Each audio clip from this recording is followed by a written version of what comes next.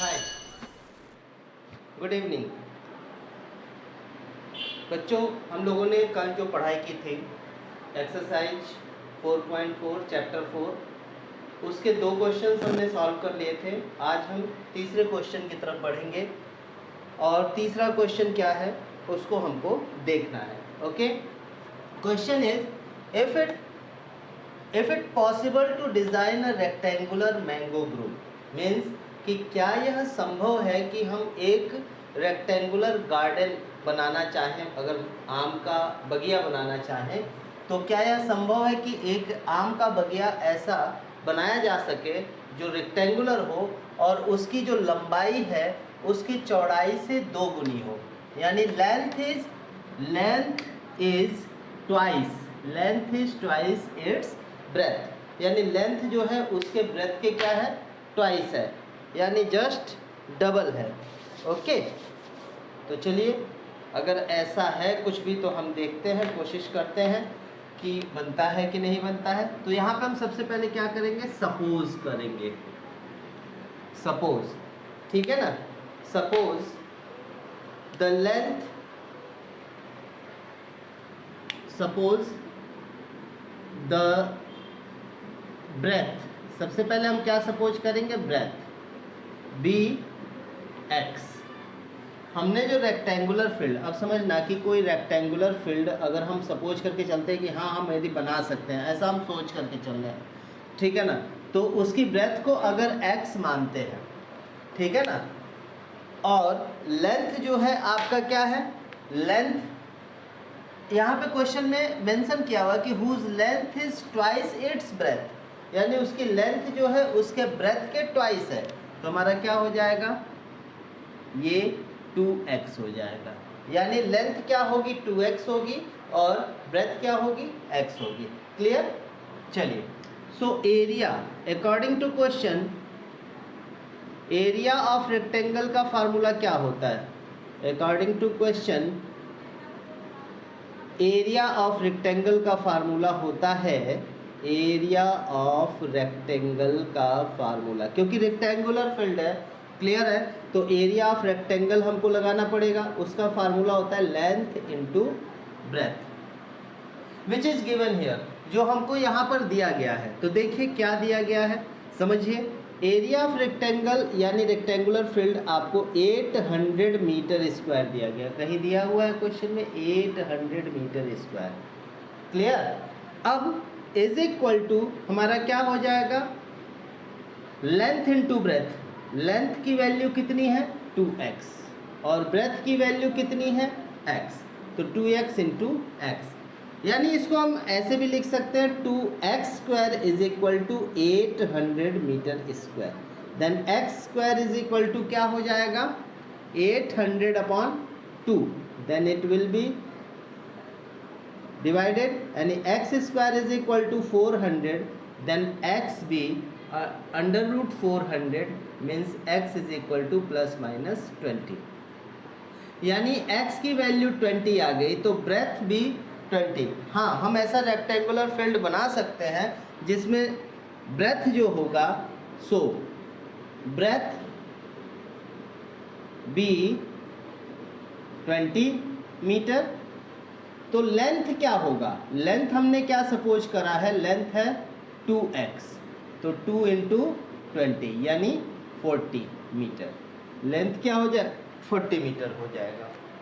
समझिएगा इस बात को, क्वेश्चन में हमको बोला गया है कि if it is possible to design a rectangular mango grove, मतलब कि एक आम की बगिया का आपको डिजाइन करना है और वो ऐसा डिजाइन करना है कि जिसकी लंबाई उसकी चौड़ाई से डबल हो, 2 गुनी हो, और उसका एरिया 800 मीटर स्क्वायर हो, यानी उसका क्षेत्रफल जो है वो 800 वर्ग मीटर दिया हुआ है। अगर ऐसा बनता है तो उस बाग की, रेक्टेंगुलर बाग की लंबाई और चौड़ाई क्या होगी, ये आपको निकालना है। तो यहाँ हमने सिंपल सा सपोज किया कि लेंथ को हमने, ब्रेथ को हमने x सपोज कर लिया, ब्रेथ को हमने क्या मान लिया, x मान लिया, लेंथ तब क्या हो जाएगा, क्योंकि क्वेश्चन में ही बोला जा रहा है कि जो ब्रेथ है वो जो लेंथ है वो ब्रेथ की जस्ट डबल है, यानी ट्वाइस है, तो 2 इंटू एक्स मान लेंगे।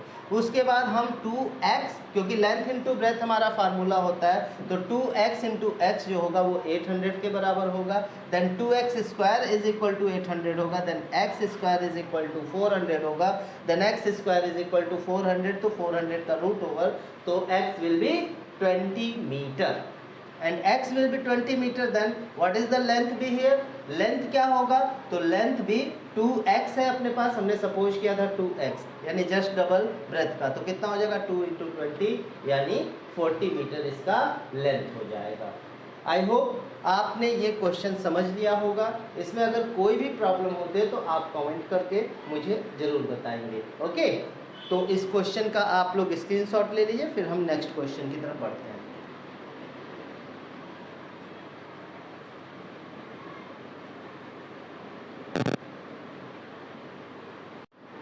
Okay, next question is the following solution possible? If so, determine their present age. Question क्या है कि यदि संभव है, यदि ऐसा संभव है तो दिए गए प्रश्न में उम्र ज्ञात कीजिए। उम्र ज्ञात करना है तो कैसे ज्ञात करेंगे? क्वेश्चन क्या है आपका, क्वेश्चन को ध्यान से पढ़िए। The sum of the ages of two friends is 20 years. Sum मतलब क्या होता है, ऐड, यानी दो दोस्त हैं जिनकी उम्र का जो ऐड है, अगर उनकी उम्र को जोड़ा जाता है, मिलाया जाता है, तो आप जो उम्र बन रही है वो टोटल 20 ईयर्स बन रही है। दोनों की मिला के 20 साल है। ओके, 4 साल पहले, यहाँ 4 ईयर्स एगो, क्या मेंशन है, 4 ईयर्स एगो।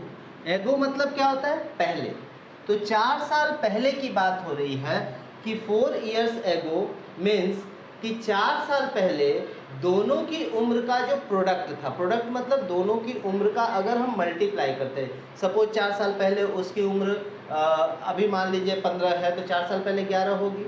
उसी तरीके से दूसरे दोस्त की अगर 10 होगी तो 6 होगी।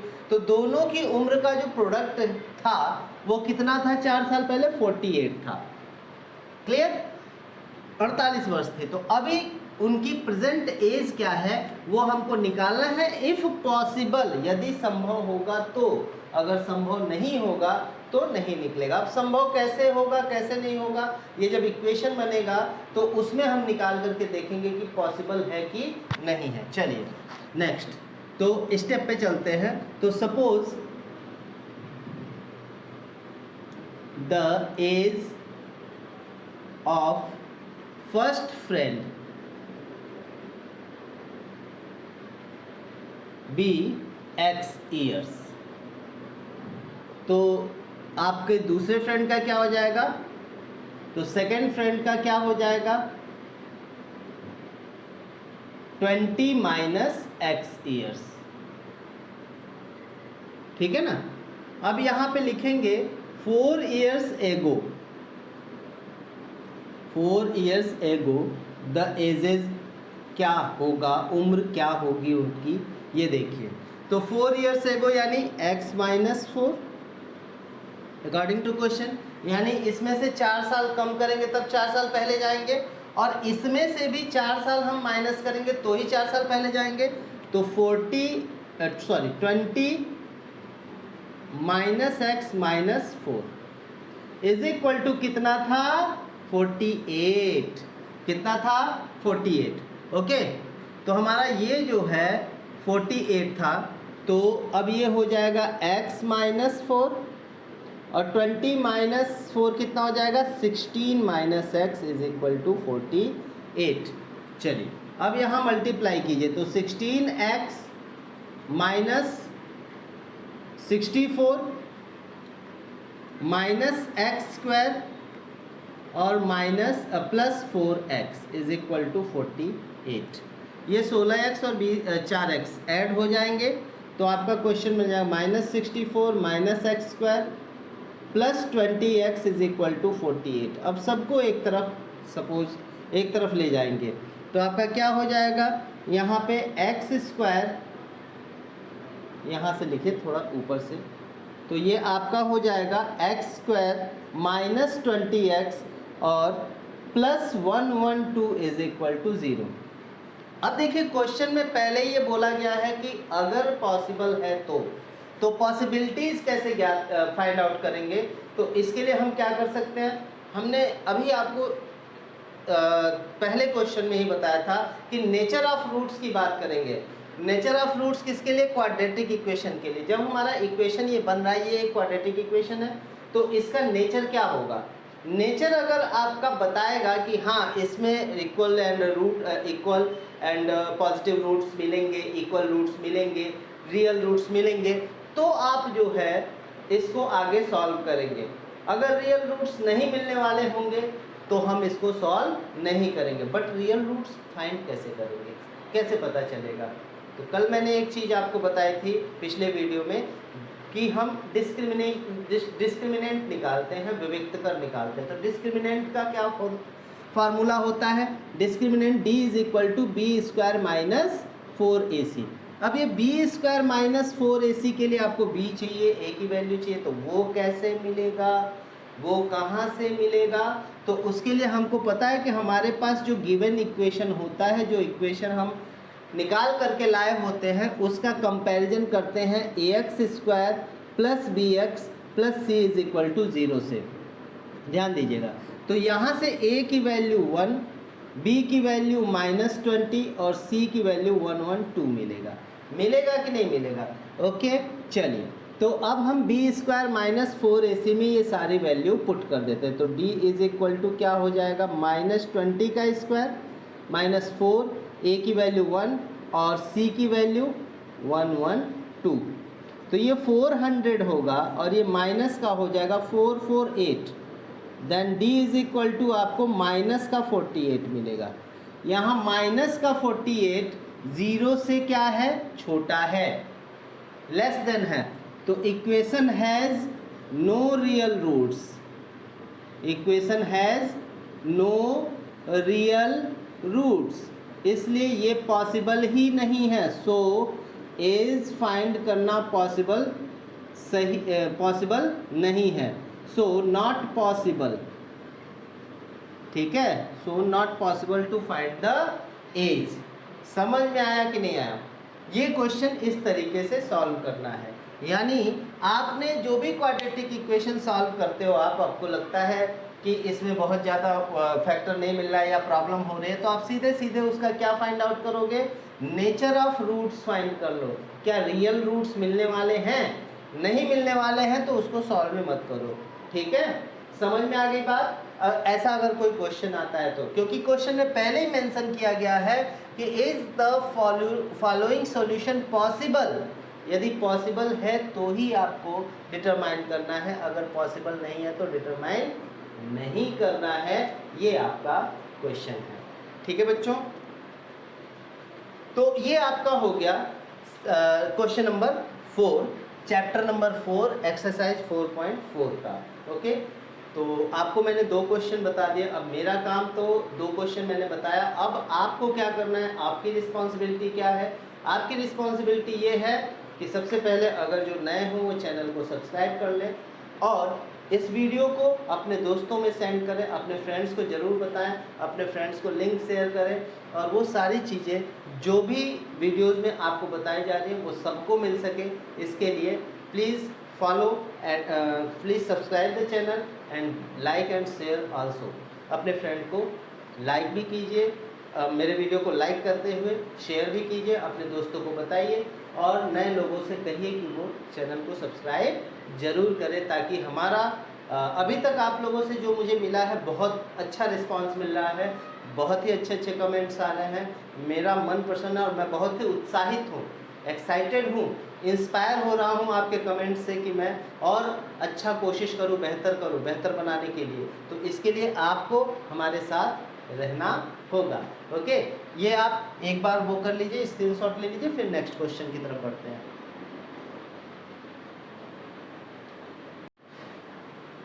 ओके, नेक्स्ट क्वेश्चन इज कि इफ इट इज पॉसिबल या इज इट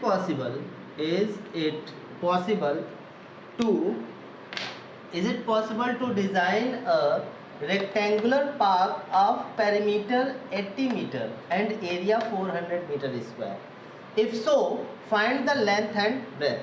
क्वेश्चन में ये बोला जा रहा है कि क्या ऐसा संभव है क्या कि एक ऐसा रेक्टेंगुलर पार्क बनाया जाए, यानी रेक्टेंगुलर मीन्स इस तरीके का एक ऐसा पार्क बनाया जाए जिसका जो पेरीमीटर है वो 80 मीटर हो और एरिया क्या हो 400 मीटर स्क्वायर हो।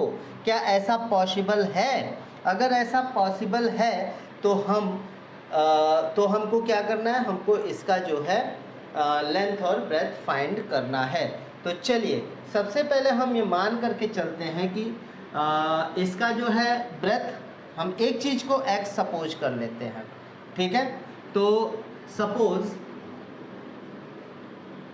Suppose the breadth of park be x metre, okay. तो पेरीमीटर क्या होता है? पेरीमीटर होता है 2 लेंथ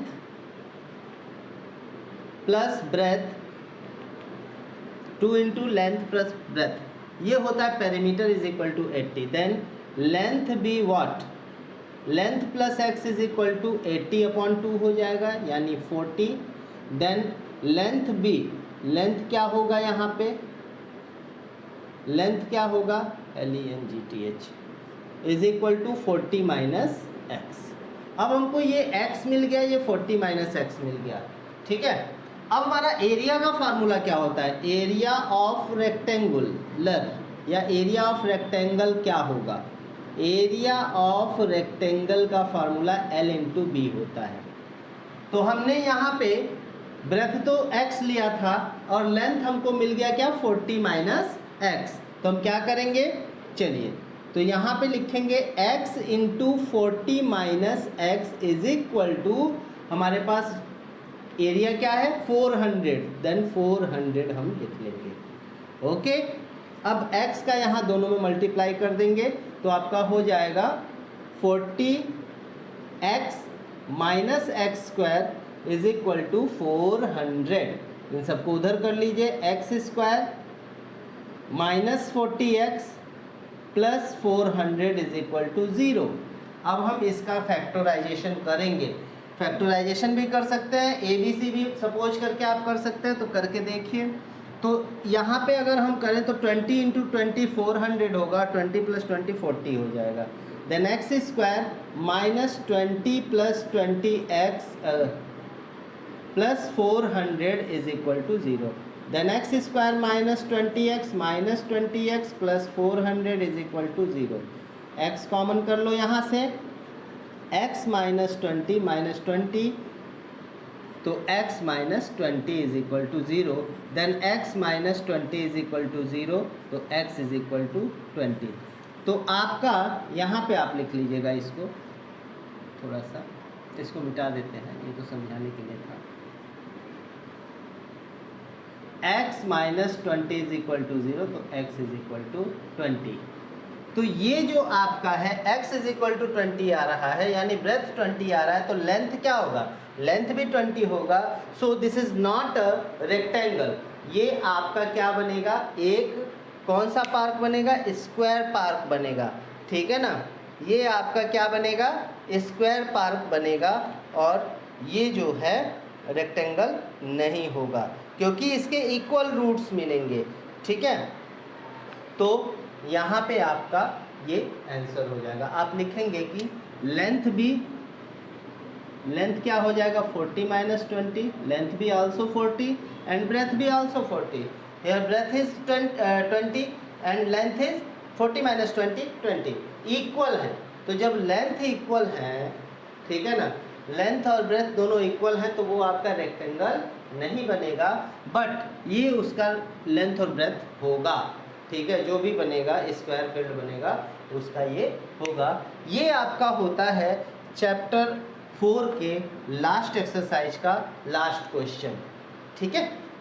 तो बच्चों अभी आपका मैंने क्वाड्रेटिक इक्वेशन के 4.1, 4.2, 4.3, 4.4 चारों एक्सरसाइज का वीडियो आप लोगों को प्रोवाइड कर दिया है। उसके लिंक उनके डिस्क्रिप्शंस में है। आप हर वीडियो को देख करके पूरे चैप्टर के क्वेश्चंस को इजीली समझ सकते हैं। इसके बाद भी आपको लगता है तो कुछ इंपॉर्टेंट क्वेश्चंस के अलग से वीडियो आएंगे जो आपको मिल जाएंगे कुछ ही दिनों में। वो भी काम चल रहा है, उस पर भी वर्क चल रहा है और जल्द ही वो भी आपके सामने आ जाएंगे।